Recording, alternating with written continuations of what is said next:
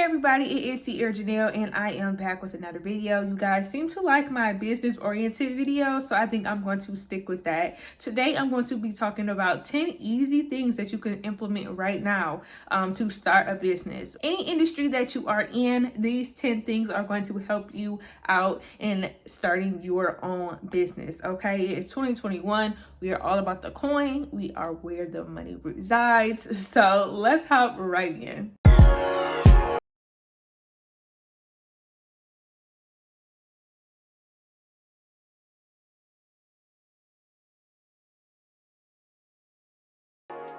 So, number one thing that you can do right now is just to start. I know that sounds very cliche. Everybody has said it, but the thing is, people are expecting people to start businesses. It's the time of the year. We start to reevaluate some things. So go ahead and just start. Me personally, I would start if you are doing a product-based business. I would specialize in one specific product. I am a business owner. I own a cosmetics line, if you did not know, Simply Cosmetics. And one thing I have learned and am implementing this year in 2021 is to condense my inventory and the selection that I provide, perfect that category or that one specific thing, and then grow from there. Previously, I had lipsticks, lip glosses, lip pencils, makeup sponges, lashes, what else? A whole bunch of different products. Of course, it was makeup related, but down the line, I had realized it was very expensive to keep all inventory in stock because everybody likes something different. But if I only provided you with lipsticks and you wanted to buy from Simply Cosmetics, you only had 5 options when it comes to lipsticks. Where if I have 5 lipsticks, 5 lip glosses, 10 lip pencils, 3 or 10, I think I had like 7 different lash styles in 2 different colors. It's a lot of different options and people's interests are in different places. So somebody might buy from this category and I have to go to another vendor for my lipsticks and another vendor from here. So if I condensed it to me only selling lipsticks, I only have 5 things that I have to keep restocked. Whether if I had 15 different things, that's 15 times 10 or 15 times 30 or whatever quantity that you have in inventory, it gets expensive. So I would also, again, this is for product-based businesses, just perfect one category or one item and then grow from there, and people will fall in love with your brand. And whatever you launch after that, they're already familiar with their brand and they're going to automatically buy into that product. So that's one mistake that I've made. I don't want you to make, and logistically it makes the most sense. Now, I'm not saying if you have this lavish business plan with something different not to do that. That is just something I have learned along the way and was very, very expensive. So 2021, I had not like a liquidation sale, but I had a heavily discounted prices on the things that weren't really moving, so I can delete those from my website and focus more on what people are gravitating toward. Okay, and another thing is going to become an expert in whatever you are selling, right? So if I sell bowling shoes, it would be a great idea to maybe start a community of bowlers and kind of get an insight on what bowlers like in shoes. This is just an example, by the way, but become an expert in that and be known for that specific thing. So if I'm an awesome bowler, I have several championships. I bowl on the weekends. I have a bowl-a-thon for young people. I'm known as the bowling girl, right? So when I go to introduce an item or I introduce a service, you know me as the bowling person. So you know whatever I come to or produce or sell, you know it's going to be of quality because you have my trust. You know that that's what I'm known for. I'm an expert in that field. So this kind of also goes with priming your audience of what you're going to sell. And it just makes more sense. It gives people a sense of trusting you when you come to sell something, because, you know, if I came to you and I say that I sell the best tires in the world, and you know me personally, and you know all the thing I know how to do with cars is to pump gas, you're not gonna trust me when I say I sell tires and engines and I'm opening up a garage. You know, it's gonna seem a little funny because you don't know me to know anything about that. You know what I'm saying? So become an expert in whatever you are selling. And it just makes sense. It's not mandatory, but it makes more sense if you lay it out that way. Number 3 thing is going to be planning, right? So we want to make sure when we are thinking about our business, we want to plan not just for right now, but for 4 and 5 years from now. What do we want to see our business as, right? So when you come up with the name, you want to make sure it's not anything trendy, a fly by night. I think that's the term, a fly-by-night trendy term. If I were to have something about hot girls this, right? We talked about hot girls last year, a little bit this year, you know, but 5 years from now, the hot girl term is not going to be relevant, you know? So when you think about your name, your brand, you want to think about the long term. It's okay to get the quick, you know, fad type of things, and you can launch collections to kind of go with whatever is popular at that time. But when it comes to like branding and your name and things of that nature, you don't want anything trendy. You want to plan for the future and have it as a brand that can grow with you and grow with your audience as well. So when you plan those things, make sure you take that into account as well. Another thing is going to be setting up cohesive accounts, okay? Try to get your domain name to match your Instagram, to match your Facebook, to match your Pinterest, to match your whatever, because it makes sense. It looks pleasing to the eye. Again, it looks trustworthy, and it, like, aesthetically, it looks good. A place that I go to, your website, this is me personally, if I see, you know, just crazy spelling, it doesn't match your Instagram, it looks a little leery. So that is something that you want to do beforehand as well. And while we're talking on names and things of that nature, just because you own an Instagram account with that name does not mean you own that name. You definitely want to check out, I think it's USPTO. And those are all of the trademarks that are in the United States, and you can check on your name before solidifying that name, and then eventually get that trademark for that name. Some people do it beforehand. I don't think it's mandatory, but once you start building your business, you definitely want to get that trademarked because it's not yours. And speaking of not yours as well, those logos that you make on Canva, those are not yours either, by the way. So back to coming up with a cohesive name, the branding. You want to make sure that the branding is cohesive as well. When it comes to the text that you use, the colors that you use, kind of the language that you use, you want to make sure that those are cohesive all across the board as well. If you say "Hey girl" in your website, you want to say "Hey girl" on your Instagram. If you say baddies all day, you want to keep it with baddies all day in your language when you send out emails, when your caption says that, and things of that nature. You want to keep the sound cohesive all across the board.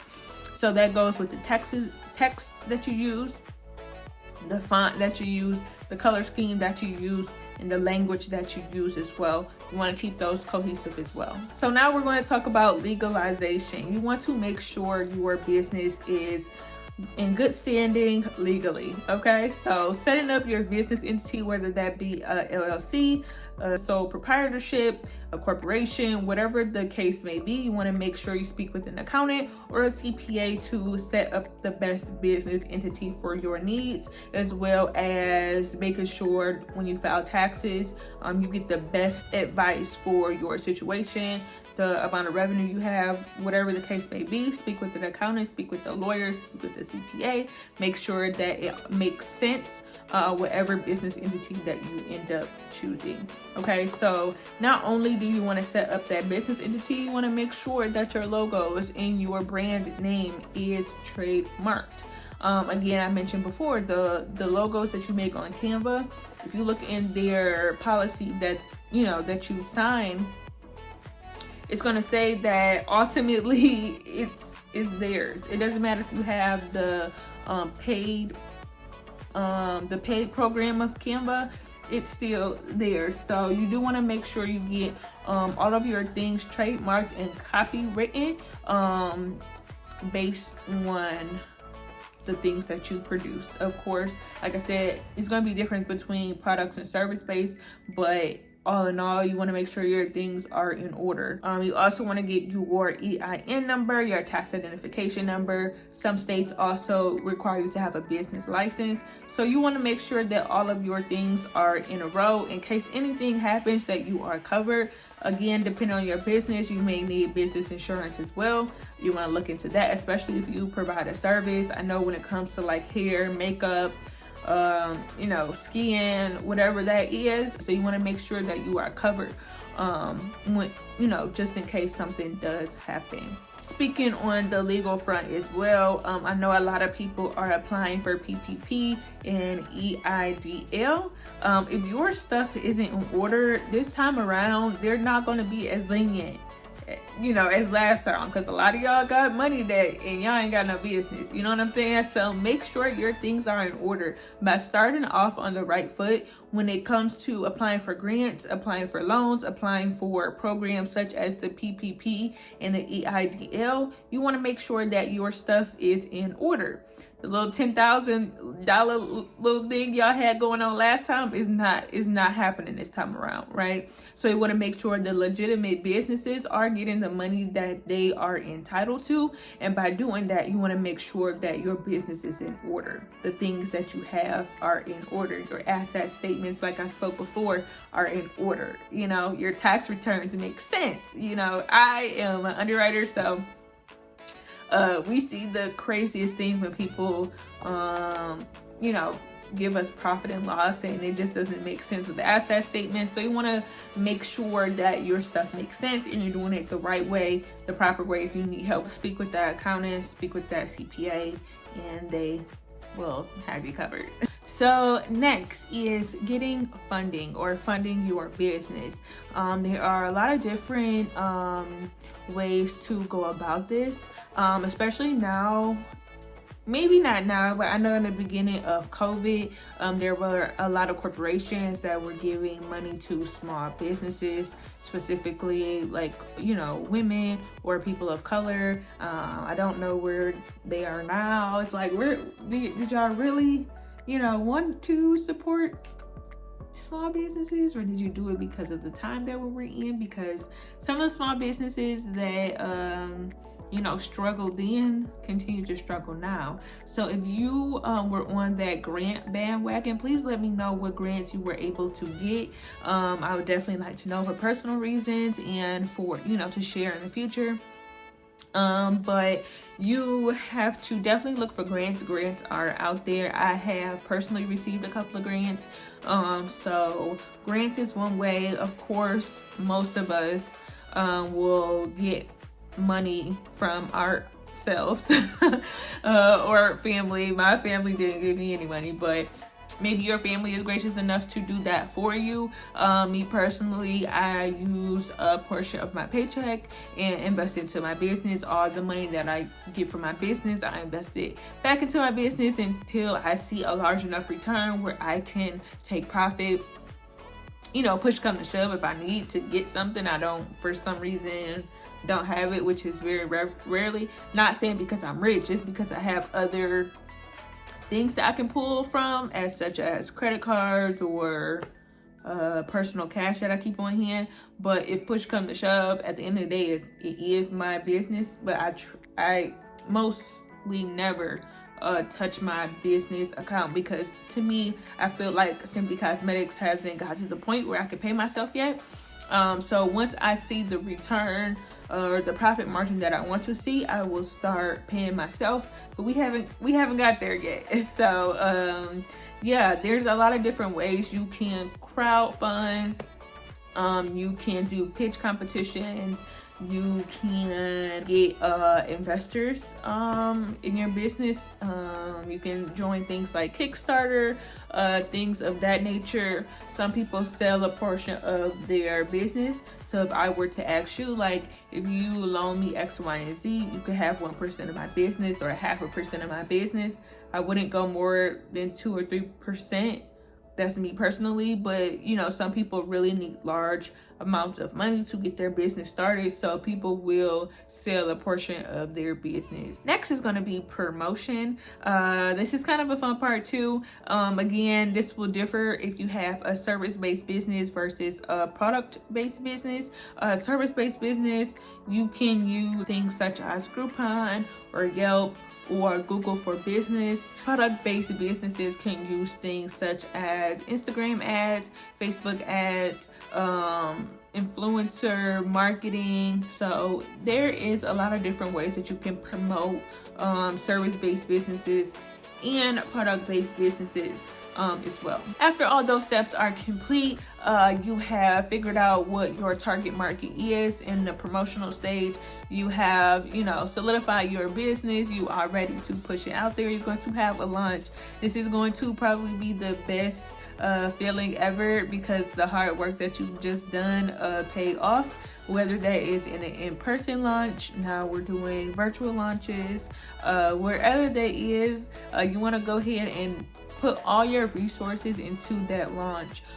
People, when they see you starting a new business, people are excited for you. They're going to purchase. If they aren't going to purchase, they're going to promote for you, just because it's an exciting thing. That is when you want to put the most time and the most effort, is when you're launch. You don't want to have like a little itty bitty launch and say, oh, I'm doing this now and then I'm gonna do something later. You want to have your launch be the biggest thing that your company has seen so far, because like I said, it kind of dwindles, the excitement kind of dwindles away. You know what I'm saying? That's the first time people are going to meet your brand. That's the first time that people are going to be more enticed to follow you. So you want to make sure that you come up with something grand for your launch, whether that is a giveaway, whether that is a prize for the first 20 people that come to your store, whether that's 20% off, 30% off for people who come to your website and get their email. You want to definitely milk the launch day for all that is worth and get the most bang for your buck. Like I said, people are going to be excited for you. They see that you've just launched a new business. They're more prone to buy from you. They're more prone to promote for you. They're more prone to share your item and or service, right? So the launch is going to be super big. I know I did my launch. It was great. People were taking pictures. People shared it for me. It was a big event, and it was on my birthday. So launch, super important, guys. And then last but not least, it is going to be the mindset. You know, mindset is pretty big when it comes to anything that you do, whether it is business, whether it is, you know, academics, whether that is being a great partner, being a great daughter, son, wherever it is. It all starts with you, and it all starts with your mind and the type of energy that you put into something. It starts with you. So, you know, some days you're going to have no sales. Some months you're going to have no sales. It happens, you know what I'm saying? And be okay with reverting to something else. If you know something isn't working and you see other people gravitating towards something else, maybe try to incorporate those things within your business. Not saying to steal other people's ideas, I'm not saying that, but it's okay to stop, start over, revert, pivot, do something else, switch it up. I'm done with that earring. It's not coming back on. But it's okay. It's okay to do whatever you need to do to make sure that your business is set up for success. Like I said, I've learned so many things along the way. I had to pull some products out. I had to swap some products in. I had to spend a little bit more money on marketing, a little bit less money on inventory. I had to learn which postal services, you know, because USPS was messing up my order, so I had to revert. I have to pivot. It's all about pivoting. Whatever is not working, switch to something else. Whatever you don't see is selling, discontinue that product, switch to something else. It's okay to do that. And like I said, it all starts with your mindset and how bad that do you want your business to succeed. Like I said, these are 10 easy steps that you can implement into your business right now. I will be doing a series on each and every one of the topics that I cover and kind of have them more in depth in what I do within my business, right? So if you enjoyed this video, please like, comment, and subscribe. And until next time, I will see you later.